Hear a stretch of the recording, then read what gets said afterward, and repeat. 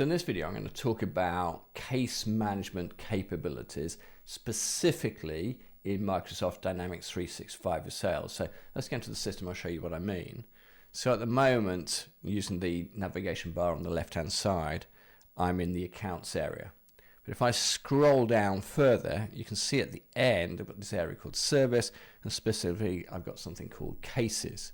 And if I open that up, I've got a My Active Cases view. Now, what are cases? Well, cases typically something that your support team, service center are going to handle. So for most organizations, they're going to have some sort of support arrangement for customers for them to be able to log issues, complaints, etc., etc.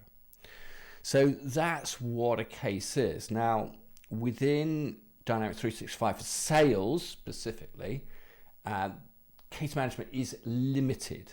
So effectively, what you are licensed to do within Dynamics 365 for Sales is create cases, and you've got the ability to edit cases. And also you've got the ability to view cases. That's the key thing. What Microsoft doesn't want you doing, and it's my understanding of the licensing, and get this validated, and licensing changes over time, but what Microsoft doesn't want you doing is acting as a service agent and resolving cases. So that part sits within Dynamics Customer Service. So if you want to start doing that, Microsoft wants you to have a Dynamics Customer Service license, which also unlocks a whole host of other powerful support functionalities, such as service level agreements and entitlements and knowledge base. So basically, I say the CRM side, the sales side, is really there to be able to see cases and raise them. So I'm just going to show you how you can do that. Before I do that, let me just say that if you are using Dynamics and you feel you're not quite getting as much out of it as you would like, and you'd like a little bit of guidance on next steps, then feel free to reach out. I'll put a link below. Always happy to have a chat with people about their particular situation. Anyway, let's go into the system. So in terms of cases, there are a few ways that I can raise a case in the system. So one of them is through converting emails. If I go back to my activities area at the top here, I'll just narrow this down to my emails. And I sent myself an email earlier. Here's the one. This is a test support case. If I open that up, there's the email appearing on the screen there. Now I've got the option here to, in the top here, to convert to. I can convert it to an opportunity, to a lead, but I want to convert it to a case. So I can just do that. I can give it a subject, and this is pre-set up in the back end of your system, so you configure that to your particular requirements. And let's say somebody wants some information, and if I convert that, I'm just going to go off and think about it for a second and create a case record for us. And there we go, that case record is now created, and that is in our system. If we needed to edit that, we could do so. If I go back to my cases view, we would see that test case in the system. There we go. This is a test support case there at the bottom.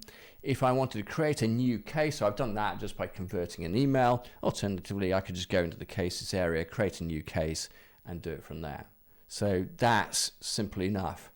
So in terms of being out, I guess that probably from a sales perspective, obviously it'd be quite useful to be able to raise a case. You've been interacting with the customer. They just let you know there's an issue and you want your support team to handle that. But also it's really important to be able to see on a record that cases might exist. So if I go to AdventureWorks here, I can see that there is a little subgrid here with cases on it. So I can see that there's some cases open for AdventureWorks there. Or I can go to the related area and scroll down and just pick out the cases area, and it's going to list the cases associated with AdventureWorks. Now, from a sales perspective, it's really useful to be able to have visibility in terms of the service history for a client that you're looking to manage. So you can avoid situations where you're going into a client to do a big pitch unaware there's a major service issue going on in the background. You've got visibility of things like that. But it also allows you to manage that customer better.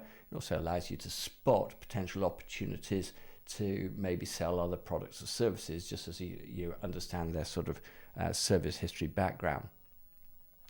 So that's case management within Dynamics 365 for Sales. As I say, quite limited, but you've obviously got the power to unlock the full service desk functionality by licensing the customer service capabilities.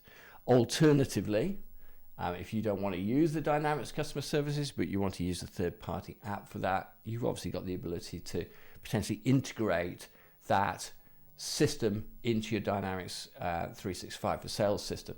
As we sort of touched on earlier, really important from a sort of business standpoint to have visibility of that support part of the relationship with the client. Anyway, hopefully that's been helpful.